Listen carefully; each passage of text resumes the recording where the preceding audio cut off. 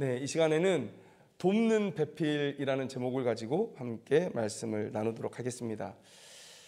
세상에 참 많은 차별들이 있습니다. 피부색으로 인해서 차별하기도 하고요, 성별로 인해서 차별을 하기도 하고요, 그 다음에 출생 지역을 가지고 또 사람을 차별하기도 합니다.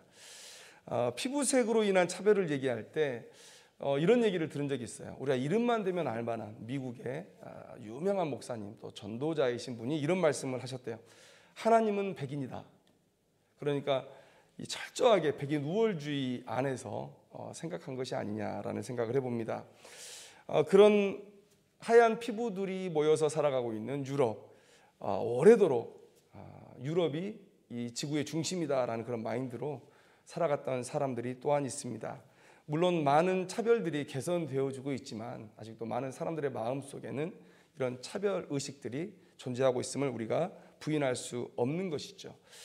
여성 차별에 대해서도 우리가 얘기해 볼 수 있을 것 같아요. 우리가 유리천장이라는 말을 썼습니다. 그러니까 충분한 능력을 갖추고 있음에도 불구하고 자기가 가지고 있는 어떤 조건 때문에, 예를 들면 뭐 여성이다, 성적인 부분이라든지, 또 우리 대한민국에 특히 많았던 좌우의 대립들이 있었잖아요. 그래서 출생 지역이라든지 이런 것들 때문에 더 승진하지 못하는 그런 현상을, 그런 사회적인 모습들을 우리가 유리천장이다라고 얘기를 했었는데요.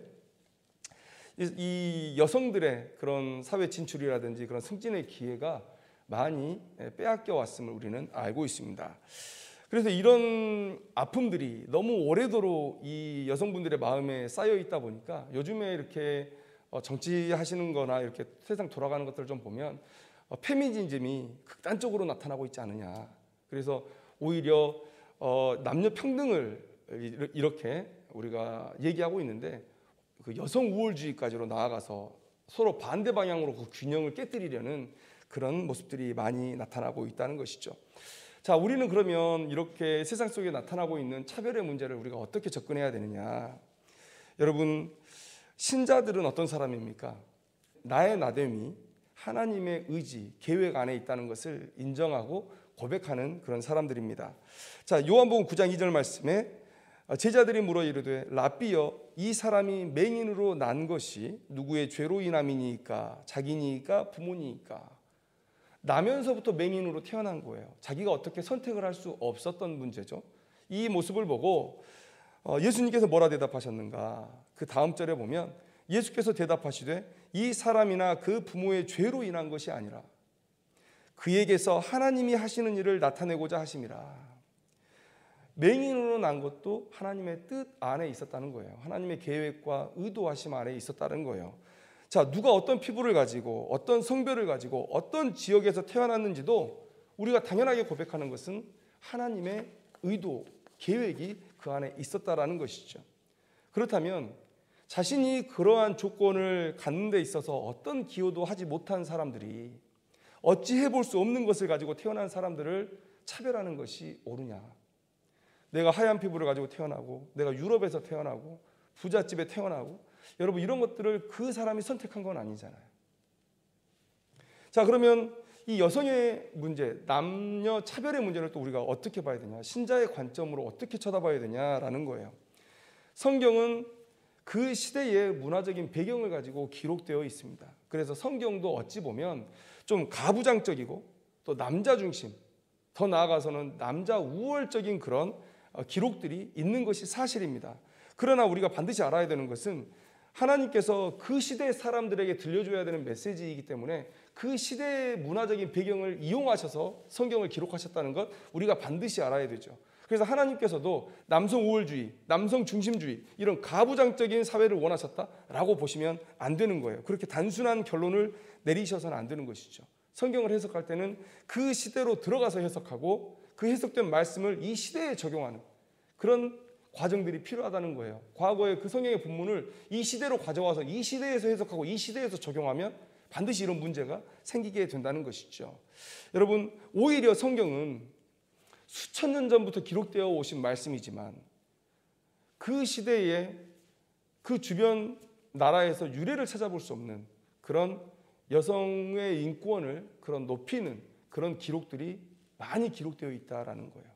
그 시대의 문화 속에서 기록했음에도 불구하고 하나님의 의도하심이 남자와 여자가 함께 동역해가는 그런 관계다라는 것을 성경 곳곳에 하나님께서 심어 놓으셨다는 거예요. 여러분, 혹자는 이런 질문을 합니다. 하와가 죄를 지었고 그 죄에 대한 저주, 형벌을 내리실 때에 하나님께서 이렇게 말씀하셨다는 거예요. 창세기 3장 16절을 보시면 또 여자에게 이르시되 내가 내게 임신하는 고통을 크게 더하리니 내가 수고하고 자식을 낳을 것이며 너는 남편을 원하고 남편은 너를 다스릴 것이니라. 그러니까 남자들은 여자를 다스려야 된다는 거예요. 우리가 이 땅에 사는 동안은 남자들이 여자를 다스리는 게 맞다는 거예요. 이런 식의 주장을 하는 사람들이 있습니다. 그런데 이 땅에 죄가 들어오기 전에 하나님께서 의도하신 바가 뭐였냐라는 거예요.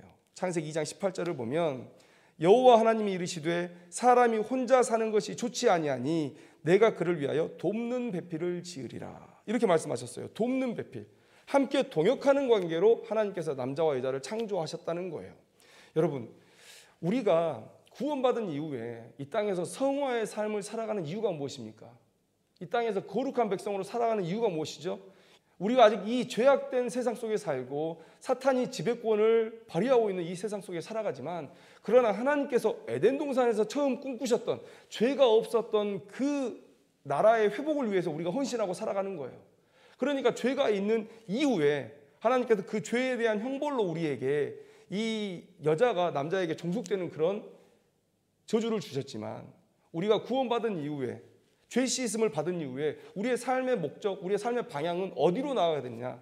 남녀 평등의 관점에서 본다면 하등 다를 것이 없는 같은 수준의 인권을 향해서 나아가야 된다. 여러분, 이것이 바로 우리가 해야 될 일이죠. 그래서 사도 바울이 이렇게 얘기하고 있습니다. 에베소서 5장 22절 말씀에 아내들이여 자기 남편에게 복종하기를 주께 하듯 하라, 이렇게 말씀하셨어요. 그런데 남편들에게 뭐라고 하느냐? 에베소서 5장 25절의 말씀을 보면 남편들아 아내 사랑하기를 그리스도께서 교회를 사랑하시고 그 교회를 위하여 자신을 주심같이 하라. 이 바울의 의도를 가지고 사람들이 이런 생각을 해요. 그러면 남자가 더 위에 있다는 거야? 여자가 더 위에 있다는 거야? 남자가 여자를 더 사랑해야 된다는 거야? 여자가 남자를 더 사랑해야 된다는 거야? 여러분, 그 우열을 가릴 수가 없어요. 우열을 가릴 수가 없죠. 자, 오히려 저는 여자가 더 위에 있는 것 같은 느낌도 받아요. 왜냐하면 여자에게는, 아내들에게는 남편에게 복종하라고 말했지만, 그러나 남편들에게는 여자를 어떻게 사랑하느냐? 그리스도께서 교회를 사랑하시고 그 교회를 위해서 자신을 주신 것 같지 않아요. 목숨을 버릴 각오로 사랑하라는 거예요. 여기서 어떤 우열도 우리는 발견할 수가 없는 것이죠. 하나님의 원래 의도에는 남녀 간의 불평등이 없었고, 죄에 대한 결과로 인해서 여성들이 남성에게 종속된 그런 삶의 모습을 어느 정도 가지고 있었지만, 그러나 죄가 예수 그리스도의 보혈로 인해 사하심을 받고 이 신자의 지금의 모습은 어디를 지향해야 되느냐? 에덴에서 하나님께서 아담과 하와의 관계 속에서 구현하고 자셨던 그 가정의 모습, 그 관계의 모습을 지금 이 시대의 가정에서 또 우리의 삶에서 구현해야 된다는 것이죠. 우리는 에덴을 회복해야 되고 더 아름답게 갱신해야 되는 그런 삶의 의무를 가진 사람들이라는 것을 오늘 우리가 기억해야 되는 것이죠. 자, 이렇게 성경 속에서 구약과 신약을 가리지 않고 남녀가 함께 평등하다라는 얘기를 하나님께서 우리에게 보여주고 계십니다. 그러니까 동일하게 믿음 있는 사람이 리더십을 갖는 것이 당연한 것입니다. 남자니까 리더고 여자니까 종속돼서 뒤에서 도와주는 그런 존재가 아니라, 남자도 여자도 믿음이 있으면 하나님께서 사용하시니 믿음 있는 사람이 그 가정과 그 사회를 이끄는 것이 맞다. 이것이 바로 하나님의 생각이라는 것이죠.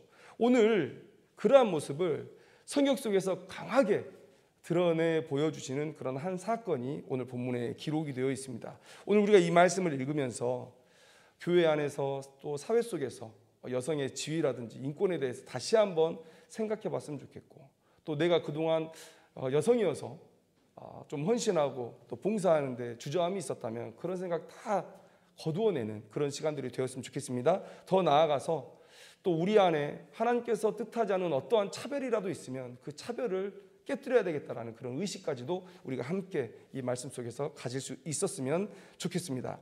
자, 오늘 본문의 이야기는 야곱이 형 에서를 대신해서 아버지 이삭으로부터 축복을 받아요. 그리고 그게 발각되자 이 에서가 야곱을 죽이겠다라고 마음에 다짐을 하죠. 리브가가 그것을 듣고 이 야곱을 외삼촌 라반의 집으로 피신하게 하는 그런 일련의 사건들이 이 성경 속에 기록되어 있는데, 오늘은 이 말씀 속에서 리브가, 이 여인 리브가에게 우리가 초점을 좀 맞춰봤으면 좋겠습니다. 성경을 읽다 보면 언제 여성이 주도적으로 하나님 앞에 쓰임을 받느냐, 바로 오늘 리브가가 그 첫사람입니다. 리브가가 첫사람이에요. 여인으로서 믿음의 거장으로 등장한 첫사람이 바로 리브가다. 여러분, 이 이야기가 나오기 전까지 믿음의 계보에서 등장하는 가정들을 한번 생각해보고 그 안에서 여인들의 역할을 한번 생각해봤으면 좋겠어요. 아담과 하와의 가정은 어땠습니까?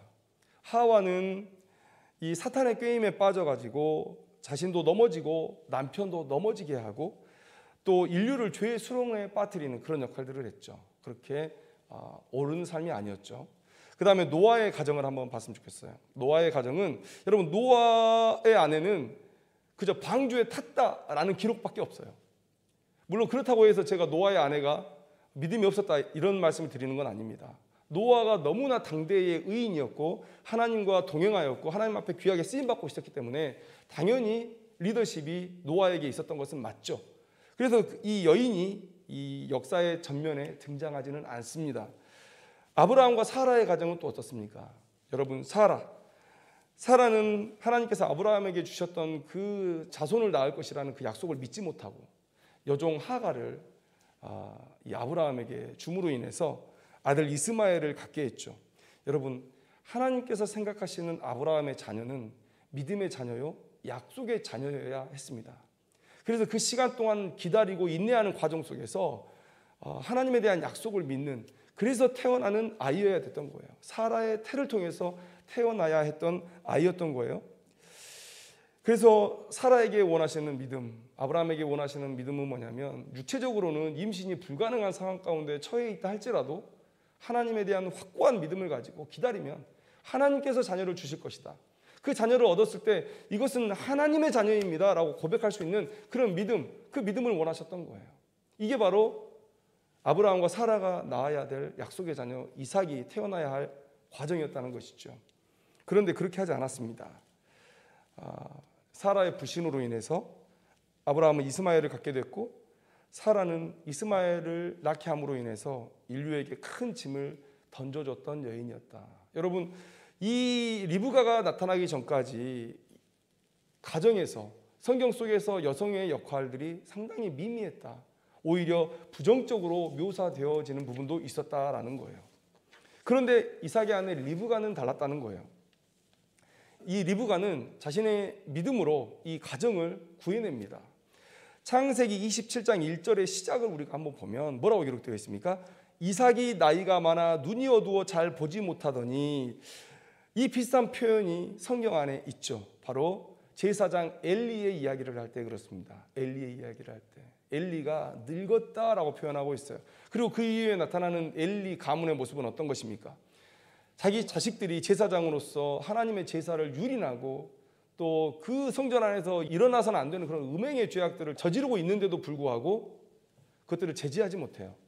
늙었다는 것, 늙었다는 표현과 연장돼서 그런 모습들이 나타날 때 좀 영적으로 어두워진 것이 아니냐, 엘리가, 이런 생각을 우리가 충분히 해볼 수 있는데, 오늘 이 성경 말씀 속에서도 이삭이 나이가 많아 눈이 어두워 잘 보이지 않았다라고 얘기하고 있어요. 이 표현은 이 이삭의 집에서 벌어질 이 이후의 일들을 암시하고 있는 것 같은 그런 모습을 우리에게 보여준다는 것이죠.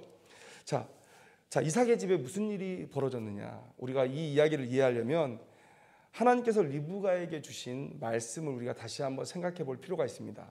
창세기 25장 23절에 에서와 야곱이 태어날 때 하나님께서 이렇게 말씀하셨죠. 여호와께서 그에게 이르시되 두 국민이 내 태중에 있구나. 두 민족이 내 복중에서부터 나누이리라. 이 족속이 저 족속보다 강하겠고 큰 자가 어린 자를 섬기리라 하셨더라. 자, 명확히 야곱이 에서 다음에 나왔습니다. 작은 자는 야곱이에요. 하나님은 리브가에게 에서가 야곱을 섬기게 될 것이다 라는 이 신탁을 주신 것이죠. 여러분, 이 말은 당연히 이삭과 공유했을 거라고 생각이 돼요. 설령 그렇지 않았더라도 창세기 26장 34절 35절의 말씀을 보면 이삭이 앞으로 어떻게 행동해야 되는지 그런 힌트가 주어져 있습니다. 자, 그 말씀에 뭐라고 기록되어 있냐면 에서가 40세에 헷족 속 브에리의 딸 유딕과 헷족 속 엘론의 딸 바스맛을 아내로 맞이하였더니 그들이 이삭과 리브가의 마음에 근심이 되었더라. 자, 내가 해산할 때 하나님께서 이러한 신탁을 제게 주셨습니다 라고 이삭에게 말을 했겠죠. 설령 안 했더라도 오늘 이 말씀 속에서 과연 이삭이 에서에게 장자의 명분을 넘겨야 되느냐, 이런 것들을 의심해 볼 만한 일들이 있었다는 거예요. 여러분, 지금 에서가 이삭의 나이 100세 때에 결혼을 하게 됩니다. 그리고 이 야곱이 이삭의 집을 떠나서 외삼촌 라반의 집으로 갈 때 그때가 이 이삭의 나이가 130세에서 135세 사이로 우리가 추정을 하고 있습니다. 그러면 한번 보세요. 창세기 27장 46절 말씀에 이제 야곱이 이삭의 집을 떠나서 외삼촌 라반의 집으로 가는데 이렇게 기록되어 있습니다. 리브가가 이삭에게 이르되 내가 햇사람의 딸들로 말미암아 내 삶이 싫어졌거늘 야곱이 만일 이 땅의 딸들 곧 그들과 같은 햇사람의 딸들 중에서 아내를 맞이하면 내 삶이 내게 무슨 재미가 있으리이까. 그러니까 에서가 결혼한 이삭의 나이 100세 때부터 135세가 될 때까지 그 35년 동안 고백이 바뀌지 않았다는 거예요. 에서가 햇사람을 만나서 결혼하는 게 이 부모에게 근심이 되었다라고 기록하고 있어요. 그런데 35년이 지난 이후에 여전히 그 가정이, 에서의 가정이 그들에게 근심거리였다. 부모에게 살 소망을 사라지게 만드는 존재들이었다. 자, 그러면 그 이유가 무엇일까요? 바로 신앙의 문제죠. 신앙의 문제. 햇사람인 에서의 아내들이 당연히 하나님을 신앙하지 않았을 거고, 에서의 이 경거망동하는 모습을 볼 때, 경솔하는 모습을 볼 때 에서의 믿음도 굳건하지 않았을 것이고, 그러니까 그 가정 안에서 신앙의 모습들이 무너져 내려가고 있는 거예요. 믿음의 조상 아브라함의 아들 이삭, 그리고 그 다음 때에서 이 믿음이 무너지는 모습들이 에서에게서 나타나고 있는 거예요. 그런데 이삭이 에서에게 장자의 축복을 주려고 하는 거예요. 야곱이 그토록 사모했던 장자의 축복이 뭘까? 여러분 한번 생각해 보세요. 그저 이 세상법대로 장자가 부모님을 모셔야 되니까 두 몫을 가져가야 된다, 두 배의 몫을 가져가야 된다, 이것을 야곱이 소망했을까요? 제가 말씀드리지만 야곱이 만약에 이러한 육신적인 장자의 축복을 원했다면 그가 20년 동안 그 고생을 할 이유가 없죠. 그 꽃같은 청춘의 시간들을 다 외삼촌 라반의 집에서 중노동으로 보내버리고, 저 같으면 만약에 제가 세상의 축복을 바라는 모습이었다면 아이고 두 배 안 받아도 좋다, 그냥 마음 편하게나 살자, 내가 이 땅에서 무슨 고생이야 하고 저는 이삭의 집으로 다시 내려왔을 것 같아요. 그런데 내려오지 않습니다. 하나님이 내려가라고 신호를 줄 때까지 야곱이 라반의 집에서 움직이지 않아요. 그러면 이 야곱이 그토록 사모했던 장자의 명분이 뭐냐? 바로 아버지의 권위의 계승을 의미하는 것이죠. 그 믿음의 계보, 하나님의 약속의 계보를 잇고자 하는 그거예요. 여러분, 아브라함도 이삭도 여러분 장자가 아니었습니다. 그런데 하나님의 약속이 그들과 함께 했기 때문에 이 야곱은 볼 수 있었던 거예요. 아브라함을, 할아버지 아브라함이 얼마나 복을 받았는지, 우리 아버지 이삭이 얼마나 복을 받았는지, 그 복의 이유는 바로 하나님의 약속에 있다, 하나님과 동행함에 있다라는 거예요. 그래서 이삭이 믿음의 사람으로서 그러한 아버지와 할아버지의 삶을 바라볼 때 하나님과 동행하는 삶이 진짜 최고의 삶이구나, 최고로 복된 삶이구나.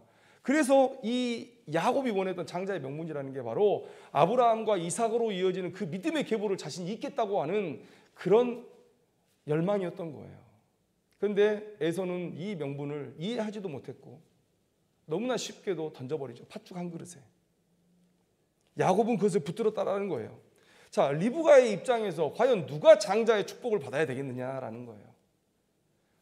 야곱과 에서를 낳을 때 하나님이 주신 신탁이 있습니다. 그리고 35년을 에서를 봐오면서 계속해서 마음 가운데 이 믿음의 후손은 야곱을 통해서 이어져야 된다. 이 믿음의 계보는 야곱을 통해서 이어져야 된다라는 생각이 이 리브가에게 있었다는 거예요. 그래서 이삭이 에서에게 축복하려 할 때 이걸 막아야 되겠다라고 생각을 했던 것이죠. 이것은 리브가의 생각이 아니라 하나님께서 리브가에게 시킨 일이었고, 그래서 이 리브가는 이런 상황이 닥쳤을 때 하나님께서 이때의 나를 위해서 내가 아이들을 낳을 때 그런 말씀을 내게 주셨구나. 그 믿음으로 지금 움직이고 있다는 것을 우리가 볼 수 있다는 거예요.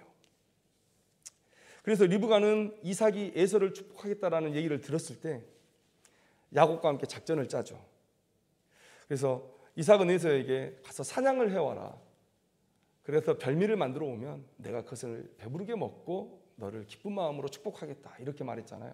리브가가 딱 듣고 행동을 합니다. 야곱에게 염소 새끼 2마리를 잡아와라. 그러면 나는 맛있는 별미를 만들 것이다. 그래서 축복을 받자. 그리고 야곱은 털이 없어요. 에서는 털이 많은 사람인데, 그래서 아버지가 만질 만한 부위에 이 염소 새끼 털로 이렇게 입힙니다. 그래서 손은 잡겠죠. 손을 입히고 그 다음에 목덜미를 안을 수 있으니까 축복할 때 그래서 목 쪽에다가 이렇게 그 염소 새끼의 가죽을 입힙니다. 그리고 혹시 이 나중에 나오는데요, 또 아버지 이삭이 냄새로 또 에서인지 아닌지를 분별을 해요. 그래서 에서의 옷을 또 야곱에게 입혀서 리브가가 이런 치밀한 작전 속에서 야곱이 이 장자의 축복을 받도록 해준다는 거예요. 이제 나중에 에서가 사냥터에서 돌아와서 별미를 가지고 아버지께 나아오죠. 여러분, 그런데 이 동생 야곱이 자신이 받아야 될 축복을 도둑질했다. 도둑질한 건 아니죠. 자기가 팔았으니까 정당한 건데 도둑질했다라고 생각하고 내가 야곱을 죽이겠다라고 얘기해요. 근데 참 신기한 표현들이 있습니다. 오늘 표현을 보니까 뭐라고 기록되어 있냐면 그 에서는 심중에 결단을 했어요. 내가 야곱을 죽이겠다라고 심중에 결단을 했는데 어디 있냐면 27장 41절의 말씀을 보십시오. 그의 아버지가 야곱에게 축복한 그 축복으로 말미암아 에서가 야곱을 미워하여 심중에 이르기를 아버지를 곡할 때가 가까웠은즉 내가 내 아우 야곱을 죽이리라. 이렇게 심중에 마음속에 한 생각인데요. 그 다음 절에 뭐라고 이렇게 되어 있냐면 맏아들 에서의 이 말이 리브가에게 들림에 이렇게 되어 있어요. 어떻게 심중에 얘기한 것을 리브가가 들을 수 있을까? 물론 혼잣말을 해서 리브가가 들었다고 얘기할 수도 있겠지만 저는 이 본문에서 그냥 이 말씀대로 해석한다면 하나님께서 심중에 한 그 에서의 생각을 리브가에게 알게 하신 것은 또 아닌가라는 생각도 해보고 있다는 거예요. 그래서 이 야곱을 살려야 되겠다라는 생각이 드는 거죠. 그래서 이제 외삼촌 라반의 집으로 자기 아들 야곱을 피신시키는 그런 리브가의 모습을 보게 된다는 것이죠. 정말 영적 거장이에요. 하나님의 약속을 위해서 치밀하게 일하는 그런 영적인 거장의 모습입니다. 여러분 한번 생각해 보세요. 리브가가 아니었다면 과연 그 이삭의 가정에서 이 하나님의 약속을 지켜낼 사람이 누가 있었겠느냐? 이삭이요? 여러분 이미 늙었다고 얘기하잖아요. 에서와 야곱도 구분할 수 없었고, 그리고 이미 늙어버렸기 때문에 에서와 야곱이 어떤 행동을 하고 살아가는지 그렇게 알 수 없었을 것입니다. 지금 옳게 상황을 분별하지 못하고 있는 거예요. 에서는 어떻습니까? 경솔한 사람이었죠. 신앙의 의미도 모르고 장자의 의미도 모르고 믿음의 후손으로서 아브라함의 자손으로서 그 계보를 잇는 것에 대한 사모함도 없고, 그리고 그 땅에서 이방 여인과 함께하면서 하나님에 대한 신앙에서 점점점 멀어져 가고, 여러분 이런 삶을 산 에서에게 그 가정을 바로 세우리라는 어떤 소망이 있습니까? 그런데 야곱은요. 야곱 믿음의 사람 맞습니다. 야곱 믿음의 사람이죠. 아까 장자의 명분에 대해서 말씀드렸잖아요.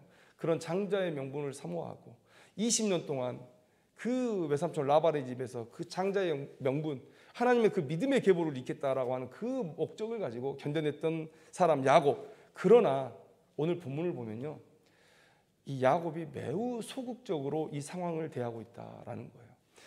리브가가 1절에서 10절까지 그 모든 상황을 알고 모든 상황을 주도해 가고 있는데 야곱이 뭐라고 얘기합니까? 11절 말씀에 야곱이 그 어머니 리브가에게 이르되 내 형 에서는 털이 많은 사람이요 나는 매끈매끈한 사람인즉 아버지께서 나를 만지실진대 내가 아버지의 눈에 속이는 자로 보일지라 복은 고사하고 저주를 받을까 하나이다.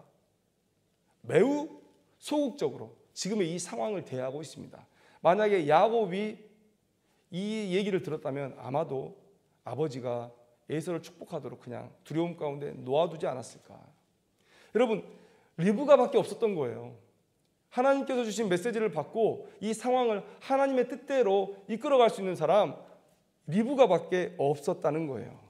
여러분, 믿음이 있는 사람이 쓰임을 받는 겁니다. 여러분, 우리가 능력에 대해서 의심해요. 내가 할 수 있을까? 그러나 능력은 하나님께 있습니다. 아무리 연약하고 작은 자라도 하나님 앞에 믿음으로 나아가면 하나님께서 능력을 덧입히셔서 세상과 싸울 수 있도록, 악한 영들과 싸울 수 있도록 하나님께서 세우신다는 거예요. 여러분, 문제는 믿음에 있습니다. 남자냐 여자냐, 나이가 많고 적냐, 내 피부색이 어떠느냐, 여러분 이런 것이 아니라는 거예요. 이삭의 가정 안에서 지금 믿음으로 이삭의 가정을 세울 사람, 이 형제간에 죽고 죽이는 이런 살육을 피할 수 있게 할 사람, 그리고 하나님의 역사를 계속해서 이어갈 사람, 그 사람이 리브가밖에 없었기 때문에 하나님께서 리브가를 사용하셔서 지금 일을 이어가고 계신다는 것이죠. 그렇다면 창세기 2장 18절에 등장하는 돕는 배필이 뭐냐? 돕는 배필이 뭐냐? 남자들은 이것을 되게 남자 중심으로 해석하려고 할 거예요. 돕는 거 아니냐, 돕는 거.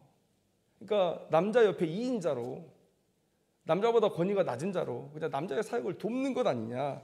여러분, 성경 말씀은 그런 생각을 지지하지 않습니다. 지지하지 않아요. 오늘 리브가가 이 상황을 이끌어 가잖아요. 뒤에 몇 명의 예를 제가 더 들어드릴 것입니다.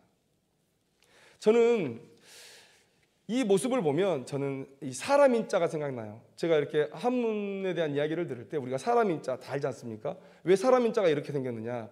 혼자는 못 선다는 거죠. 그래서 둘이 함께 서야 설 수 있다. 여러분, 홀로 설 수 없는 게 우리들이고, 그러면 동역의 의미는 무엇이냐? 그 중에 힘 있는 사람이 받쳐주는 거예요. 남자가 됐든 여자가 됐든 힘 있는 사람이 끌어갈 수도 있고, 힘 있는 사람이 뒤에서 밀어줄 수도 있고, 있는 사람, 힘 있는 사람이 도와주는 것처럼 믿음이 있는 사람이 끌어주고, 어떨 때는 남자가 힘이 있을 수 있어요. 믿음이 있을 수 있어요. 남자가 가정을 끌고 갈 수 있습니다. 근데 오늘 본문의 말씀처럼 남자가 믿음이 없고 여인들이, 아내가 더 믿음이 있다면 그 아내가 또 그 가정을 끌고 갈 수 있는 거예요. 하나님의 역사가 그렇게 진행되어 왔다는 것을 성경은 우리에게 얘기해 주고 있다는 거예요.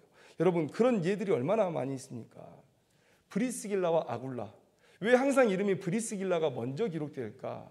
신학자들은 말하기를 이 브리스길라가 그 가정에서의 영적인 리더십을 가지고 있었다라고 얘기를 하는 거예요. 자, 또 디모데의 외조모 로이스와 어머니 유니게, 이 여인들을 통해서 그 가정이 믿음 안에서 잘 꾸려져 가고, 디모데라는 걸출한 믿음의 거장 사도 바울의 동역자를 또한 있게 한 것 아니겠습니까? 그런데 여러분, 반대로 하면 아나니아와 삽비라는 어때요? 둘 다 무너질 신앙을 가지고 있었죠. 둘 다 무너질 신앙을 가지고 있었고, 어느 한 사람도 그 상황들을 이끌어가지 못했습니다. 그래서 그들은 또 멸망을 했죠. 죽게 되었죠.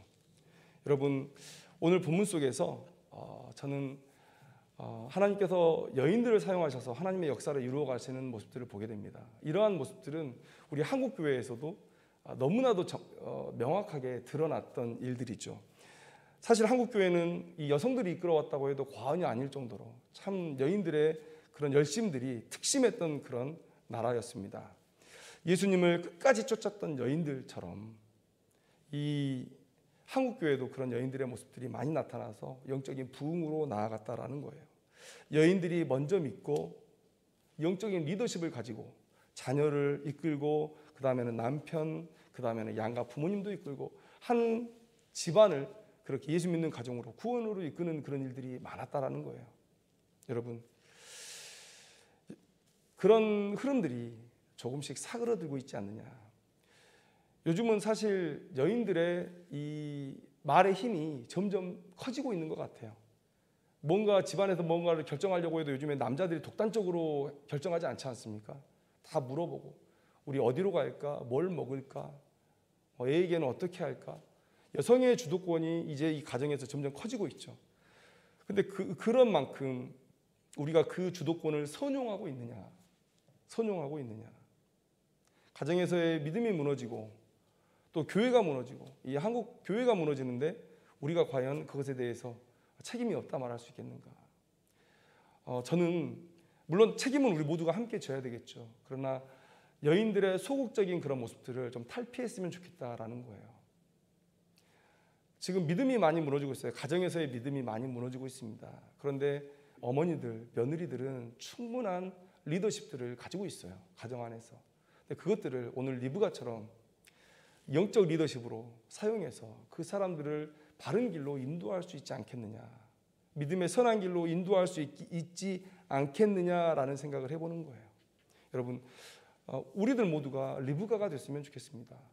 저도, 여러분 모두도 이 가정을 이끌 수 있는 믿음의 영적 리더가 되어서 하나님 앞에 귀하게 쓰임받을 수 있으면 그것이 이 삶에 주어지는 하나님의 복이 아닐까라는 생각을 해보게 됩니다. 여기서 우리가 한 걸음 더 나아가서 우리가 차별에 대해서 계속 얘기해 왔잖아요. 이런 성별의 차별, 이것을 넘어서서 이 세상의 모든 차별은 신자들에게는 없어야 되는 것입니다. 그리고 리더십은 믿음의 사람이 가지는 것이다. 믿음의 사람들이 가지는 것이다. 여러분, 그런 마음들을 우리가 기억하고 여러분 모든 사람들을 향해서 어떠한 차별의 시선이라도 다 거두어 드렸으면 좋겠어요. 하나님 앞에 동등한 위치에 서서 믿음이 더 나은 사람들은 더 나은 헌신으로 하나님 앞에 나타날 수 있도록 수고하고, 또 믿음이 연약한 자들은 그 믿음의 선한 본을 보이는 그 사람들을 따라서 순종하며 그들의 믿음을 본받으려 하는, 여러분 이것이 교회 안에서 나타나야 되는 가장 바른 신자들의 모습이 아닌가 생각을 해봅니다. 여러분, 하나님은 믿음이 있는 사람들을 쓰시는 것이지 남자라고 쓰시고 백인이었다고 쓰시고 부자 동네에서 태어났다고 쓰시고 그런 건 아닙니다.